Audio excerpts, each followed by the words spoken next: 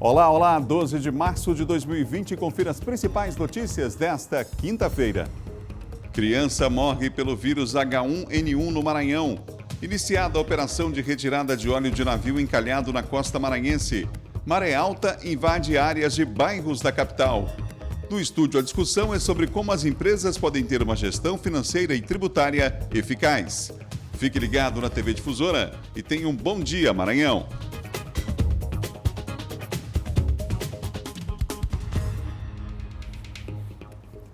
Um ótimo dia para você ligado em todo o Maranhão, aqui na TV Difusora. Está começando mais um Bom Dia. Muita informação para você ligado com a gente em todo o estado. A gente só agradece essa audiência que cresce a cada dia. Muito obrigado a você aí em Balsas, em Caxias, em Codó, em Açailândia, aos amigos da Baixada Maranhense, em São Bento, Santa Helena. Um abraço aos amigos aí ligados na nossa programação, na cidade de Pinheiro também, acompanhando a programação da TV Difusora. Estamos ao vivo em Imperatriz, na segunda maior cidade do estado. Obrigado. Quinta-feira, que seja uma quinta onde tudo de bom aconteça para você ligado com a gente aqui na TV Difusora, para você e sua família. Uma ótima quinta-feira, um bom dia, hein? Representantes de moradores de áreas atingidas por barragens no Maranhão participaram de uma audiência para tratar do tema. A ideia é construir uma proposta que atenda a demanda dessas comunidades. Representantes de comunidades de 6 municípios do estado participaram da audiência pública. São moradores de áreas consideradas de risco ou afetadas por barragens. Eles vieram pedir instrumentos que possam garantir maior segurança para as famílias. Cerca de 100 pessoas atingidas por barragem participando dessa audiência, com o intuito de cobrar do parlamento, da Câmara dos Deputados Estaduais do Maranhão e do próprio governo do Maranhão, a criação de uma política estadual de direito para essas populações atingidas por barragens, seja barragem hidrelétrica, seja barragem de acumulação de água ou barragem de rejeitos. E que nessa política estadual se inclua a questão da segurança aos atingidos que vivem em áreas de rompimento de barragem. Segundo dados do movimento dos atingidos por barragens, em todo o país existem 24 mil instaladas, mas somente 3 mil seriam catalogadas e cerca de 3% disso estariam passando por fiscalizações constantes.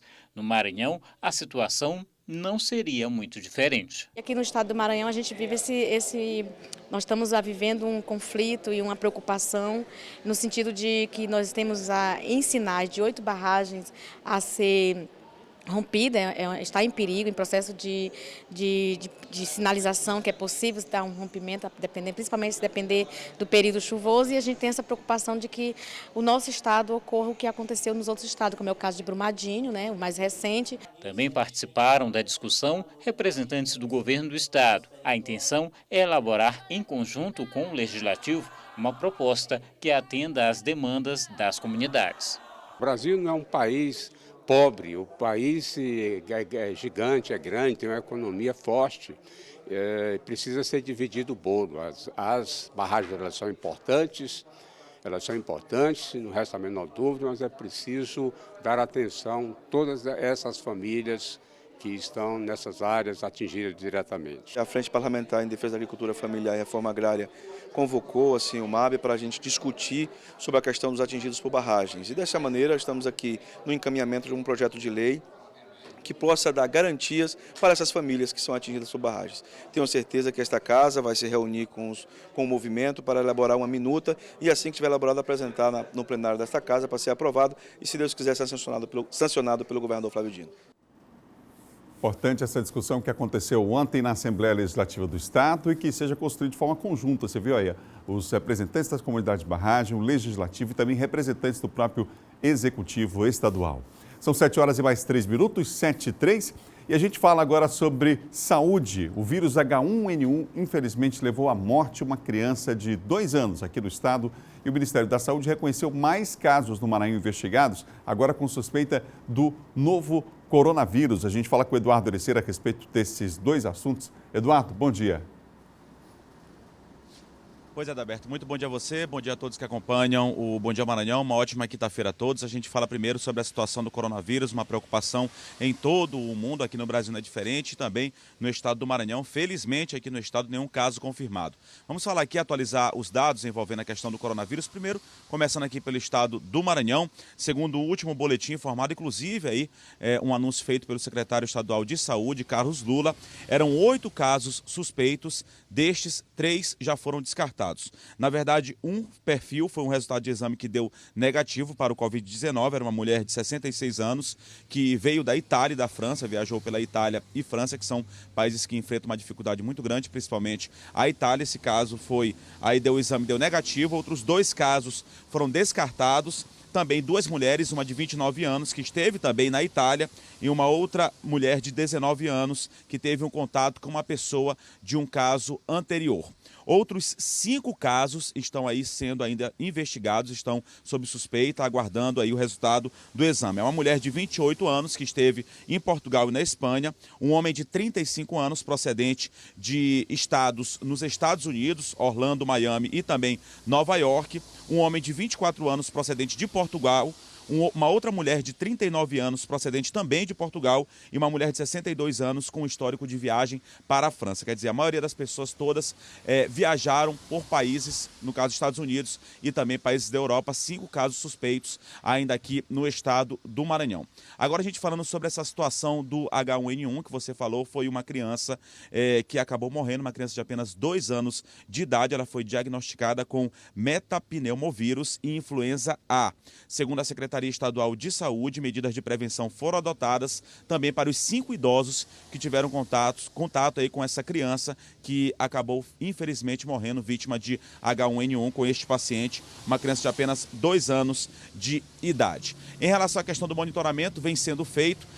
Em todo o país, a situação já é bastante crítica, já foram confirmados, pelo menos pelo Ministério da Saúde, confirmados 52 casos. Mas é muito provável, Adalberto, que esse número aumente já nesta quinta-feira e aumenta aí de uma forma bem alarmante, já que sempre o último boletim epidemiológico é divulgado no final da tarde, por volta das 17 horas, mas é bem provável, essa informação inclusive já foi confirmada aí pelo Hospital Albert Einstein, que devem surgir outros 16 casos só no estado de São Paulo, que é o que se encontra em pior situação, é justamente o estado de São Paulo. É provável que surjam aí, que o Ministério da Saúde confirme esses 16 novos casos no estado de São Paulo para esta quinta-feira e mais um caso no estado da Bahia, na região Nordeste. Quer dizer, subindo aí de 52 para 69 casos. A previsão é muito grande para que suba para 69 casos aí confirmados pelo Ministério da Saúde para esta quinta-feira em todo o Brasil do Covid-19.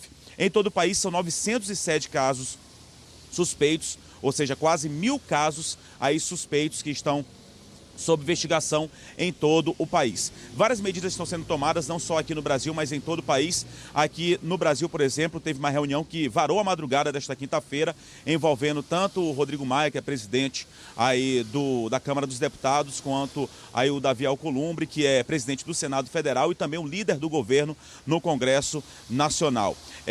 Essa reunião aí teve como principal pauta a questão do coronavírus e deve ser assinada uma medida provisória ainda esta semana, previsão de hoje, inclusive, quinta-feira, uma medida provisória de liberação de 5 bilhões de reais para os estados, para o governo federal e também para os estados, para poder auxiliar no combate aí ao coronavírus, principalmente na questão da prevenção por conta desse avanço. No mundo esportivo, Adalberto, a gente destaca aqui a paralisação de vários eventos importantíssimos, como por exemplo a NBA nos Estados Unidos, a própria eliminatórias da Copa, que também deve ser parada por conta aí do risco de coronavírus, vários campeonatos por todo o mundo que também estão sendo paralisados por conta dessa preocupação, desse alarde envolvendo, desses casos envolvendo a questão do coronavírus em todo o país. Por conta disso, vários eventos esportivos sendo paralisados. Há previsão, inclusive, de fechamento de aeroportos nos Estados Unidos, quer dizer, uma situação bem grave. Outro detalhe que a gente acompanhou na internet já hoje pela manhã é que na Itália, que é outro país que tem sofrido muito, assim como a China, muitas mortes já foram registradas pelo coronavírus. Há casos, por exemplo, de corpos que chegam a passar mais de 24 horas em casa. Quer dizer, é tanto caso já na Itália, um país que tem sofrido muito com essa situação, que o país todo, inclusive, está em quarentena, que há corpos que chegam a passar mais de 24 horas em casa. Então é uma situação bem grave, os governos têm acompanhado e tomado justamente essas medidas para evitar aí o avanço do coronavírus. Já é considerado uma pandemia, antes era uma endemia, era tratada aí como uma endemia que se espalhava apenas pelas comunidades e regiões, mas a própria Organização Mundial da Saúde, assim como os países, já classificam como uma pandemia que já se espalha por todo o mundo. Situação bem delicada do coronavírus. A gente volta ao estúdio com você, Adalberto Mello. Verdade, é uma questão de saúde pública. A gente viu no estúdio essa semana, Eduardo, falando sobre a questão da economia, o impacto, e esse ano é ano de Olimpíada. Você lembrou bem a questão do esporte. Tem a Olimpíada esse ano em Tóquio, a Olimpíada no Japão. O país também está sendo afetado pelo coronavírus. Eduardo volta daqui a pouco comigo com outras informações aqui do nosso Bom Dia. São 7 horas e mais 9 minutos, 7 e 9. E olha, o aguaceiro dos últimos dias causou uma série de prejuízos. Mas, além disso, o período chuvoso também exige cuidados para evitar o contágio de doenças que podem ser transmitidas pelo contato com a água. Um transtorno que atingiu o estado inteiro depois das chuvas da última segunda-feira. Por todo canto, a sensação era de desespero e a cena era essa aqui. Passar por dentro da água foi a única solução para quem tentava chegar em casa. Para a dona Rosa, isso só foi possível depois de 9 horas na rua. Para chegar em casa, nós passamos mais de 3 horas dentro do ônibus. Aí eu resolvi saltar antes ali do Maiobão, perto do Maiobão, né? Já Tambaú é Maiobão. Aí nós fomos de pés até em Passo Lumiar, Rio São João, passamos com a água acima do joelho. E que vergonha, na entrada da cidade, que tem um rio chamado a Ponte do Pindaí, nós passamos certinho aqui no seio. Teve gente que, para sair de casa, precisou de auxílio da Defesa Civil e outros que perderam até a casa. Ficou impossível não passar pela água. E sorte de quem conseguiu pelo menos um bote. Só nos primeiros 3 meses já choveu mais do que o esperado para todo o ano de 2020, de acordo com o setor de meteorologia da Universidade Estadual do Maranhão. E esse tempo firme aqui ainda deve fechar pelos próximos dias e até meses. A preocupação de quem mora nas áreas de constantes enchentes não é só com o volume de água, mas principalmente com a saúde. A leptospirose é uma dessas doenças que pode ser transmitida através do contato com a água e com o esgoto. Mas não é só ela. Nós temos outras bactérias também, como Escherichia coli, como Salmonella, que também podem contaminar. Para nossa sorte, é muito comum acontecer isso quando tem uma solução de continuidade da pele. Então, um ferimento, por exemplo. Então, criancinhas brincando. E aí já é um cuidado que a gente deve ter. A criança não ficar brincando na chuva em áreas potencialmente contaminadas. Este meteorologista explica que desde 2017 o volume de chuvas tem sido registrado acima da média. E já que esse cenário deve permanecer este ano, todo cuidado é fundamental. Nós estamos agora no 3º mês do ano e já chegamos à metade do que é esperado para o ano. Então, a chuva anual aqui na nossa região chega a mais ou menos 2.200 milímetros. Então, já passamos da marca de 2.100 milímetros. 1.100 milímetros, ou seja, mais da metade do esperado para o ano nos 3 primeiros meses. Chega em casa, lava com álcool e sabão bastante, não? A área que potencialmente contaminada, potencialmente atingida nessas inundações, nessas cheias, e também pode usar o álcool gel também. Então são pequenos cuidados que você pode fazer. São 7 horas e mais 12 minutos, 7 e 12. Olha, entrou em vigor a resolução da Anvisa que regulamenta a fabricação, importação e comercialização de produtos derivados da maconha para fins medicinais. O principal produtor do país fica no estado da Paraíba. Os produtos devem ter teor de THC limitado em até 0,2%, como explica a repórter Vanessa Braz. Aprovada no ano passado, a norma que regulamenta a fabricação, importação e comercialização de produtos derivados da cannabis para fins medicinais entrou em vigor nesta terça-feira. A regulamentação da Agência Nacional de Vigilância Sanitária, a Anvisa, torna possível o comércio em drogarias. Já as farmácias de manipulação não foram autorizadas. Esperamos, junto com a comissão no Congresso, que está avaliando sobre isso, que haja mudanças nesse sentido também e que futuramente a gente possa ter no Brasil o plantio. Então a gente tem que ter essa disponibilização do material que a gente possa fazer aqui. Já são 6 anos prestando assistência a milhares de pacientes em todo o país. Depois de recusar o uso de remédios tarja preta e de buscar, sem sucesso, auxílios em medicamentos fitoterápicos, Kátia Caran passou a usar o óleo à base de cannabis. para o controle da síndrome das pernas inquietas e da insônia crônica. No meu caso, eu usei alguns fitoterápicos porque eu não queria usar remédio de tarja preta e eu não consegui, com os fitoterápicos, melhorar a minha insônia. E agora, então, eu acho que é uma possibilidade de melhora. E um dos principais equipamentos utilizados pela Abrace é este daqui, o HPLC. Ele é responsável pela separação de substâncias importantes, como o THC e o canabidiol. A partir daí é possível destinar a quantidade dessas substâncias em cada um dos medicamentos. A resolução estabelece limites no teor de THC em 2,5%. Mas há medicamentos com mais de 3% nos produtos comercializados pela Abrace, atendendo a casos específicos, nos quais a porcentagem maior se faz necessária. São 7h mais 15 e você ligado no Bom Dia em todo o estado, ligado aqui na TV Difusora. Olha, uma feira na capital comercializou alimentos saudáveis produzidos em roçados, quintais, rios, igarapés, mangues e praias da zona rural da Ilha de São Luís. Essas comunidades garantem parte importante da produção de alimentos saudáveis e de base agroecológica consumidos aqui na Ilha de São Luís, tendo papel relevante na promoção da segurança alimentar e nutricional e, claro, de trabalho e renda. A busca por alimentos livres de intensivos agrícolas faz parte da rotina deste professor universitário. A gente precisa apoiar essas iniciativas, né? São produtos de qualidade, a gente sabe que tem uma preocupação na produção, né, de usar menos agrotóxicos e tudo mais. É um produto diferenciado em relação àquele que a gente encontra nos grandes supermercados.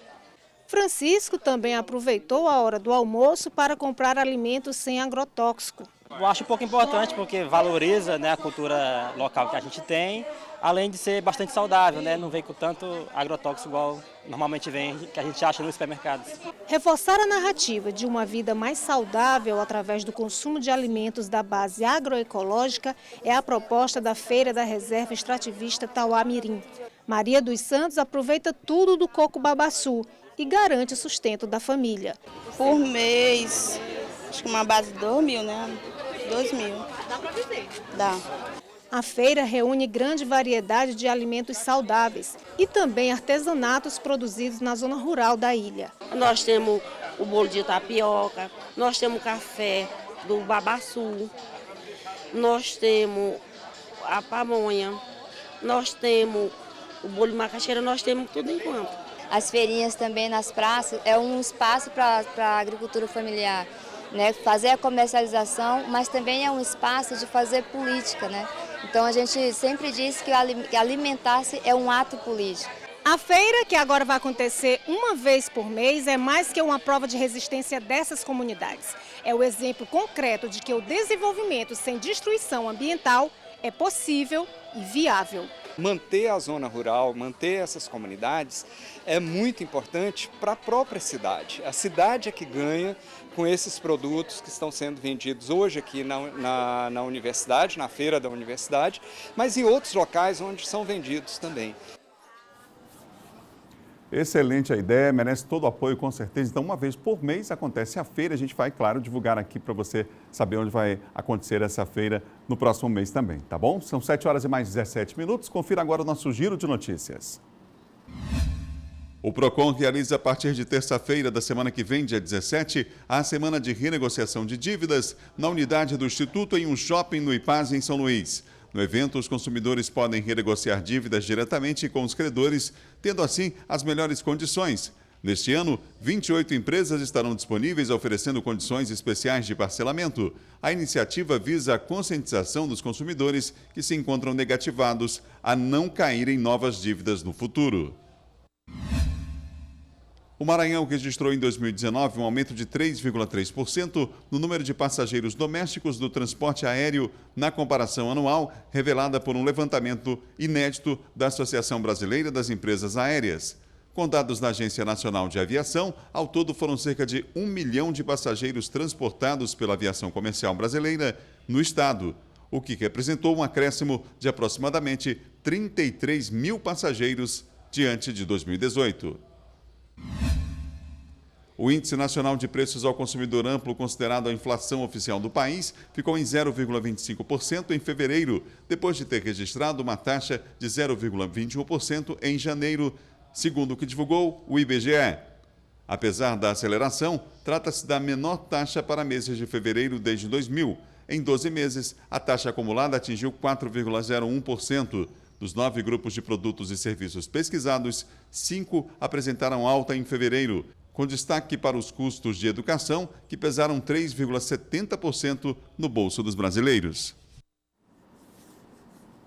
No próximo bloco começa a retirada do óleo em navio encalhado na costa maranhense. E mais, como as empresas podem ter uma gestão tributária e fiscal mais eficiente? A gente vai falar sobre o assunto aqui no estúdio. São 7 horas e mais 19 minutos. O Bom Dia volta já já.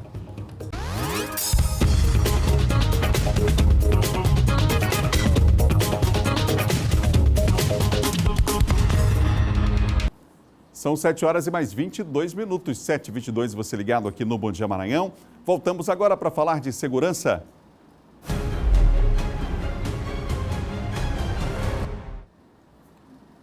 Comigo, Silvão Alves. Silvão, bom dia para você. Bom dia, Adalberto. Bom dia a todos. Silvão, a gente começa falando sobre um caso que chama a atenção. Após denúncia do Ministério Público do Maranhão, a polícia prendeu um homem de 40 anos que estava foragido, acusado de estuprar 2 filhas, Silvão, aqui do Maranhão.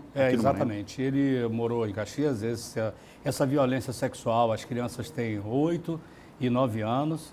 Essa violência sexual, ela começou em 2015, foi até 2018, em Codó. Depois eles foram para Caxias, mudaram para Caxias. A mãe, quando tomou conhecimento, ao invés de chamar a atenção das autoridades, avisar a polícia, ela pôs ele para fora de casa e ele foi preso agora lá em Paraíso, Paraíso, Goiás. A polícia tinha, contra ele havia um mandado de prisão, expedido aqui pela Justiça do Maranhão, e ele deve estar sendo recambiado dentro das próximas horas lá para a cidade de Caxias, que é onde foi solicitada a prisão preventiva dele. Silvão, vamos falar agora sobre a apreensão de drogas lá em Bacabal aconteceu. A droga foi maconha, a quantidade? 40 quilos de maconha, mais uma grande apreensão feita pela Senarc. A Senarc tem feito, como ela é uma superintendência que tem abrangência no estado inteiro, ela tem feito operações pontuais, como essa feita lá na rodoviária lá de Bacabal. O ônibus vinha de Belém para Fortaleza e ao fazer uma parada lá na rodoviária lá de Bacabal, com a ajuda do cão investigador Baruque, o pessoal achou a mala onde havia 20 tabletes, fazendo uma quantidade aí de 40 quilos de maconha. O homem foi preso e conduzido para cá, onde ele foi autuado em flagrante por tráfico de drogas. Obrigado, Silvão. Um ótimo dia para você. Bom dia, Roberto. Bom dia. Silvão Alves, hoje já com a garganta já no ponto aqui. Ontem foi meio complicado, mas já está se recuperando, ainda bem, porque cedinho ele está por aqui, às 6 da manhã, apresentando o Bandeira 2. Foi assinado na sede das Promotorias de Justiça um termo de ajustamento de conduta para solucionar questões urgentes que envolvem a prestação do serviço aquaviário da capital, enquanto o processo de licitação é concluído. Vamos ver a reportagem. Apesar do termo de ajustamento de conduta obrigar a impressão do nome do passageiro no bilhete do ferryboat, nossa equipe foi hoje até o terminal da Ponta da Espera e tudo estava como antes. Tem que melhorar. Você trabalha no item chamado de transporte e você tem que fazer transporte com segurança. Os dados do passageiro ou do veículo impressos é uma das exigências previstas no TAC, assinado no começo da semana entre o Ministério Público e as empresas que operam o serviço de transporte entre São Luís e o Cujupe. O termo de ajustamento de conduta é parcial e não anula o inquérito civil instalado pelo Ministério Público em dezembro de 2019. O TAC visa equacionar questões consideradas mais urgentes enquanto o processo de licitação é concluído. Existem demandas, existem aspectos da relação que precisam ser tratadas com urgência.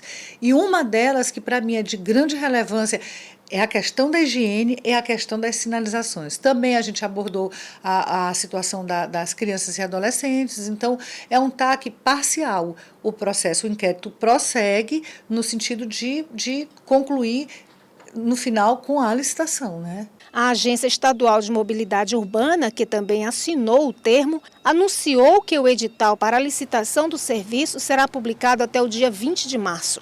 A titular da promotoria comemora o anúncio do lançamento do edital de licitação dos serviços de transporte aquaviário no Maranhão, mas destaca a necessidade de se intensificar as fiscalizações para garantir qualidade no atendimento ao usuário. As autoridades, os órgãos fiscalizadores têm que começar a ter essa coisa de frequência. Então, não é fazer agora um termo de ajuste e depois esquecer. Está resolvido no papel, mas na prática tem que estar todo o tempo. Então, independente de licitação, o serviço ele tem que estar todo o tempo sendo fiscalizado, porque senão a qualidade começa a cair. Olha, vale lembrar que durante o período de intervenção, as embarcações da empresa Serviporto estão sendo operadas pela outra permissionária, a Internacional Marítima, mediante acordo operacional, até que seja celebrado um novo contrato decorrente do processo licitatório. São 7h mais 27, você ligado no Bom Dia Maranhão. A sua empresa está pagando impostos de forma correta? Para ter uma gestão financeira e tributária adequada e eficiente, as empresas, organizações públicas ou privadas podem optar pelo plano de recuperação fiscal ou a revisão fiscal, como é conhecida. O assunto será tema de palestra hoje à noite aqui na capital maranhense. E sobre o assunto eu recebo aqui no estúdio a advogada tributarista Poliana Freire.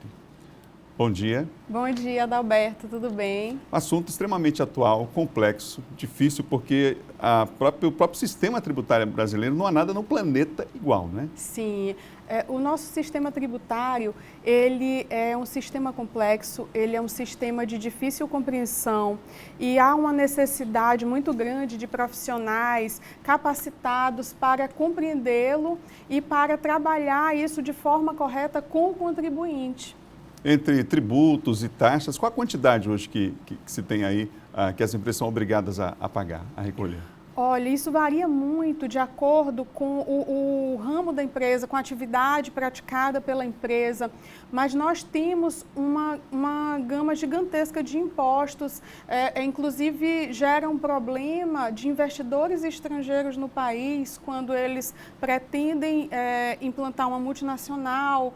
E tudo isso precisa ser regularizado hoje em dia, até para que o Brasil ele possa se adequar no cenário internacional. Como é que as empresas lidam com essa situação em geral? O que as pesquisas mostram? Elas geralmente têm um setor da empresa para cuidar disso, elas terceirizam essa atividade? Na grande maioria das vezes, elas têm um setor que trata da tributação. Mas é muito comum que haja falhas no setor, até mesmo por conta da complexidade do nosso sistema. A reforma tributária, ela planeja justamente modificar isso, promover um sistema tributário mais equilibrado, de melhor compreensão, mais viável.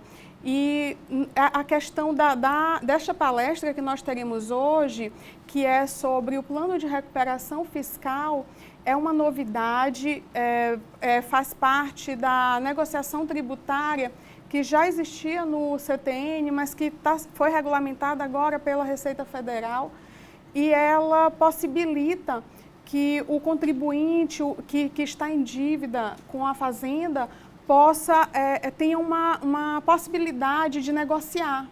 Ela representa, de fato, um benefício para o contribuinte? Ela representa porque existem vários perfis de empresa, o que deve ser analisado, é isso, inclusive, que nós veremos hoje à noite nessa palestra sobre a recuperação, o plano de recuperação fiscal. Então, se precisa estudar o perfil da empresa, se precisa estudar a documentação necessária para verificar qual a viabilidade, de que forma ela pode aderir a esse plano, de que forma a empresa pode quitar suas dívidas junto à Receita Federal.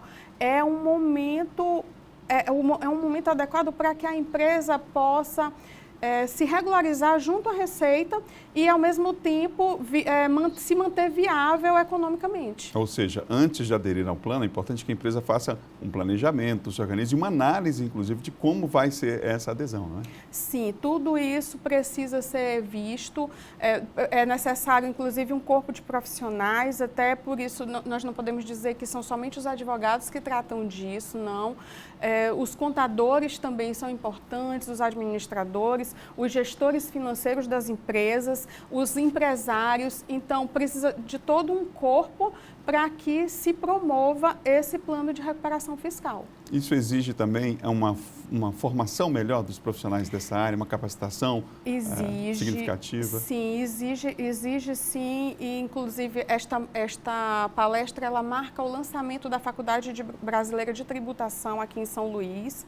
É uma faculdade focada em tributação, e ela visa promover uma melhor capacitação dos profissionais em temas especiais, como este da recuperação fiscal, que é apenas uma degustação da capacidade dos nossos profissionais. O tema é tão complexo que hoje a gente tem, então, uma instituição focada única e exclusivamente para essa área, né? Interessante. Exatamente. Como isso tem mudado o perfil ultimamente, né? Exatamente, porque a tendência hoje em dia já foi compreendida essa complexidade, essa dificuldade, é um sistema tributário caótico. Então, hoje em dia já existe essa consciência, já existe já se vê essa necessidade de capacitação, de um aprofundamento dos pontos. Então, se faz necessário que esse estudo aprofundado de cada conteúdo dentro do direito tributário. E a gente vê aí, por exemplo, o próprio presidente da República dizendo que sem avançar essas reformas significativas, entre elas a reforma tributária, não tem como retomar o crescimento do país, isso é fato, né? E atrair de volta o capital estrangeiro que saiu. A gente sabe que hoje os investidores estrangeiros estão extremamente cautelosos em relação a investir no país, também por conta dessa questão das reformas, né? Sim, com certeza. Inclusive, um dos pontos que impede o desenvolvimento econômico do país é a questão tributária, e não só com relação às nossas empresas nacionais, não. As multinacionais, elas deixam muitas vezes de vir para o Brasil por conta dessa insegurança do cenário tributário. Alguns acordos de bitributação que são firmados internacionalmente, eles deixam de ser cumpridos aqui, ou existe uma falta de uma interpretação diferenciada. Isso acaba gerando muitas demandas judiciais. Então, para que o Brasil possa fazer parte da OCDE, é necessário que ele se regularize nessa questão tributária. Conversei aqui com a advogada tributarista Poliana Freire. Poliana, obrigado pela entrevista. Eu queria que reforçasse aqui o horário da palestra e o local também. Então, nós teremos a nossa palestra hoje, marcando o lançamento da Faculdade Brasileira de Tributação aqui no estado do Maranhão. Ela ocorrerá às 19 horas no Hotel Blue Tree Tower e nós esperamos por todos. Obrigado, Poliana, pela entrevista. E do ponto de vista social, aqueles que nos assistem agora, os telespectadores, infelizmente, o contribuinte brasileiro não tem a sensação de que esses tributos recolhidos voltam em forma de benefícios, de assistência para a sociedade, infelizmente, né? Infelizmente, mas eu acredito que isso vai ser driblado e vai existir. O que falta muitas vezes é a informação. Vamos torcer para que de fato isso aconteça. Vamos. Obrigado, sim, viu? Eu que agradeço. Obrigado. Olha, você ligado no Bom Dia, são 7 horas e mais 35 minutos. Começou a retirada do óleo dos porões do navio sul-coreano encalhado há mais de 20 dias na costa maranhense. O Eduardo Areceira está de volta comigo e tem os detalhes ao vivo. Eduardo? Pois é, Adalberto, a grande preocupação agora é com a retirada do óleo que se encontra dentro do navio Stellar Banner, encalhado a aproximadamente 100 quilômetros aqui da costa maranhense. Essa operação que era para ter tido início ontem, na quarta-feira, mas por condições climáticas, ela não teve início. Previsto que tenha início nesta quinta-feira, a partir de hoje, a retirada desse óleo. Há 15 dias já se encontra encalhado nas proximidades da costa do Maranhão. Segundo a Polaris, proprietária do navio, cerca de mais de 3 mil toneladas de óleo combustível e 140 toneladas de óleo diesel devem ser retirados durante a operação de desencalhe da embarcação. Se houver vazamento, todo o material pode se espalhar pelo litoral, o que causaria um grande desastre ambiental, uma grande tragédia aí para o meio ambiente. A operação será realizada pelas equipes contratadas pela Polaris, proprietária do navio, e será acompanhada por equipes do governo federal, como a Marinha. Cerca de 255 militares da Marinha do Brasil estão atuando diretamente na operação de resgate do navio estelar Banner, 5 rebocadores, sendo 3 com materiais de combate à poluição causada por óleo, também servem de apoio no local. Já houve um vazamento prévio no dia 28 de fevereiro, só que segundo as autoridades que investigam o caso, inclusive o IBAMA e a Marinha, foram cerca de 333 litros que já foram dissipados no mar, mas ainda assim existe a preocupação. A previsão é que essa operação tenha início hoje, claro, se as condições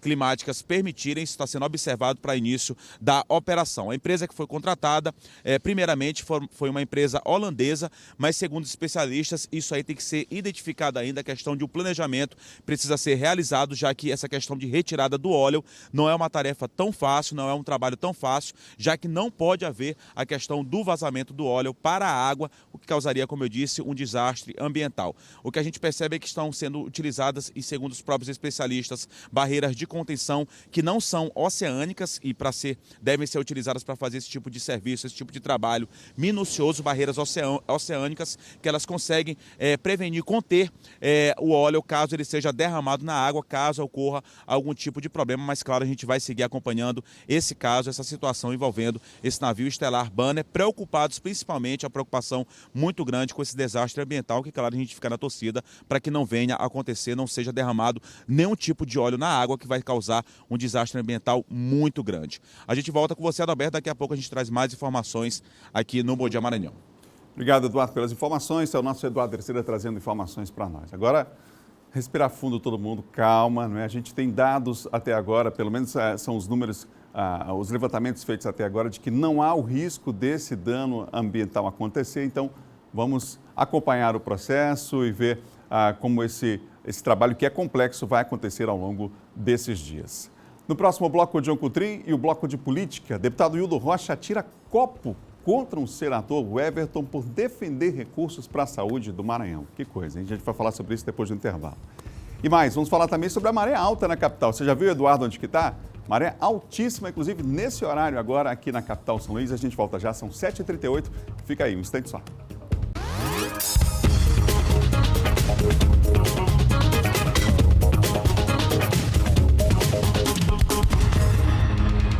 São 7 horas e mais 41 minutos, 7h41 de volta. O Bom Dia Maranhão agora para falar de política.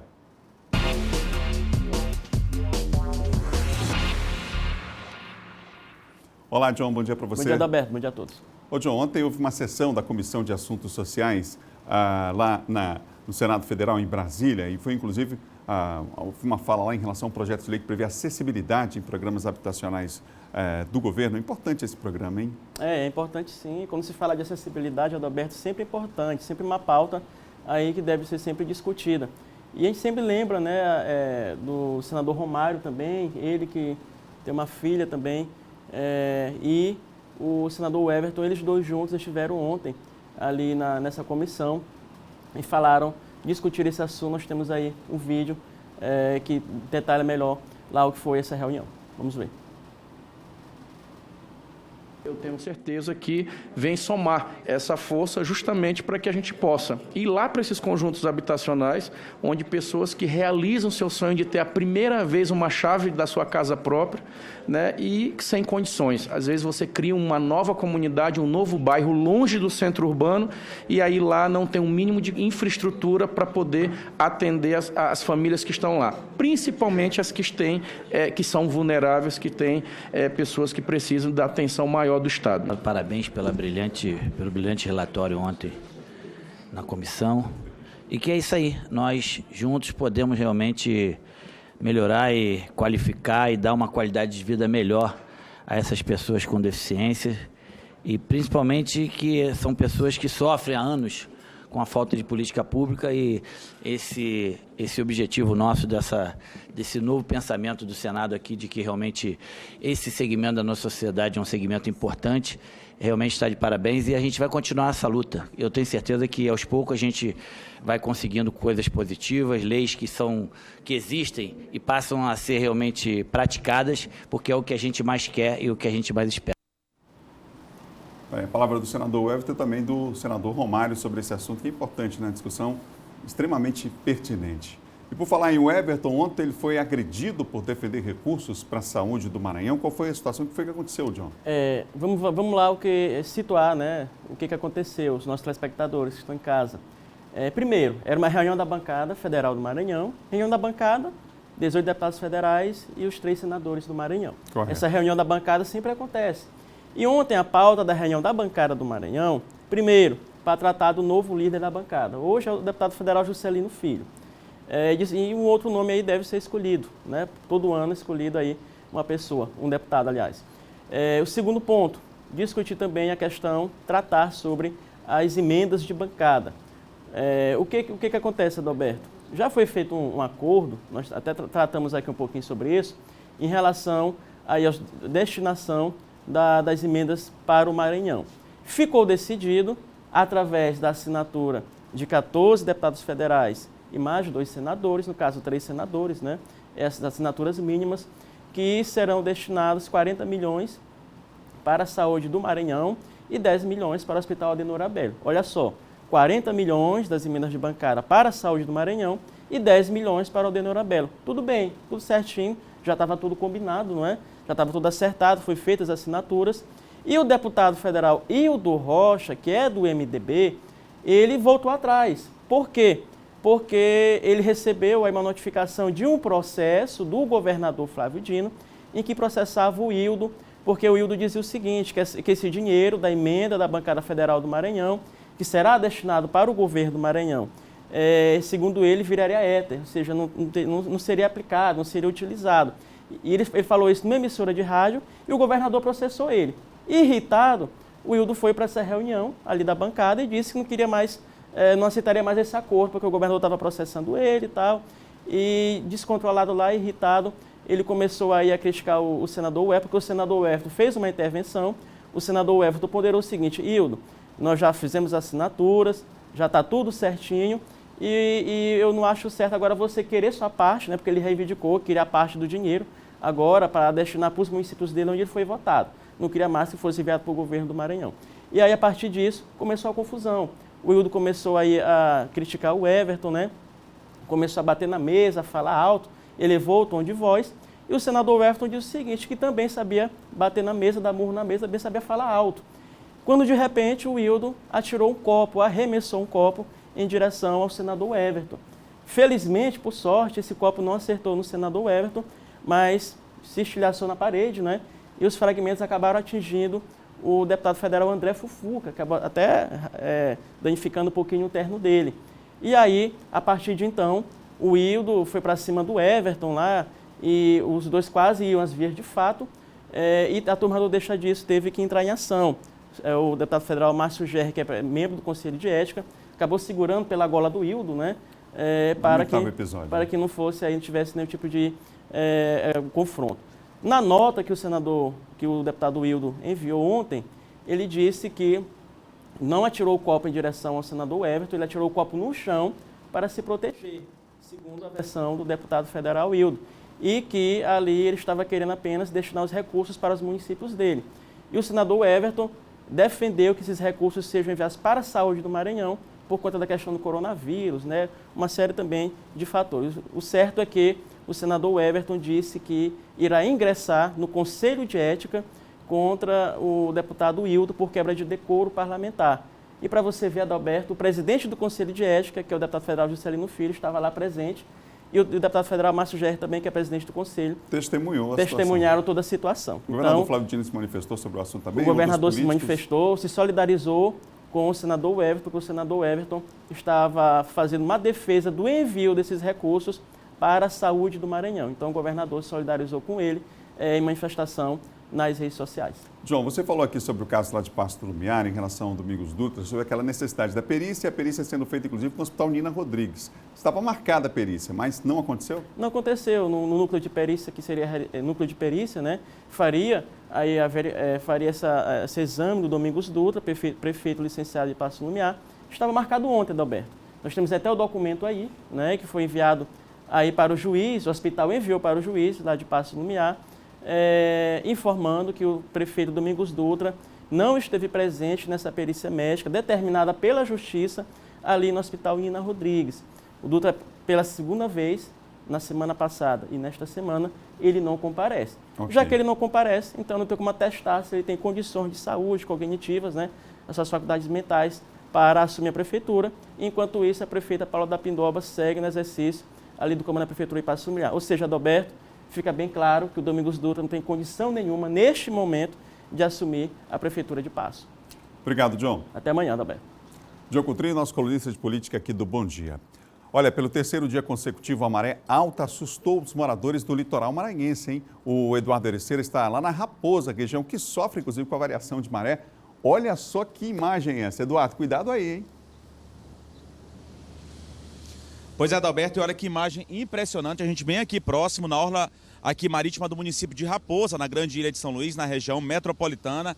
A água já bem próxima aqui da gente. A gente está aqui na praça, que fica na orla marítima aqui do município de Raposa, e a água já está batendo aqui na calçada, viu? Já chegando bem próximo aqui às casas. A gente já conversou, inclusive, com alguns moradores, inclusive pescadores que trabalham aqui no município de Raposa, que é um município, uma cidade conhecida pela quantidade, por ter uma grande colônia de pescadores, que falaram que nos últimos 2 dias a maré estava até bem alta. Ela vai chegar mais forte ainda aqui na proximidade das calçadas.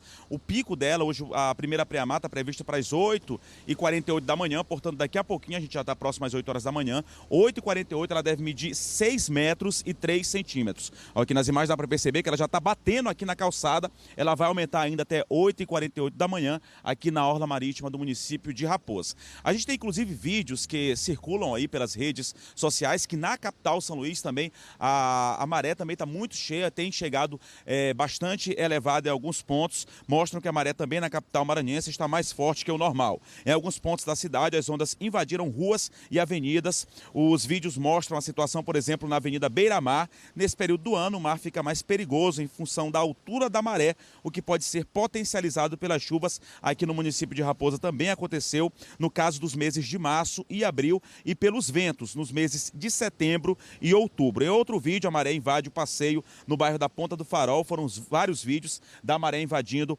áreas também na capital maranhense. Marés equinociais, que são aquelas que ocorrem entre os meses de março e abril e de setembro e outubro, decorrentes aí dos alinhamentos dos astros Sol e Terra e do Equador, diferente das demais marés de Sigísia. Elas apresentam altura maior e, consequentemente, efeito de destruição ainda maior. A gente, inclusive, preparou uma reportagem para mostrar a explicação melhor dessa maré. Vamos acompanhar.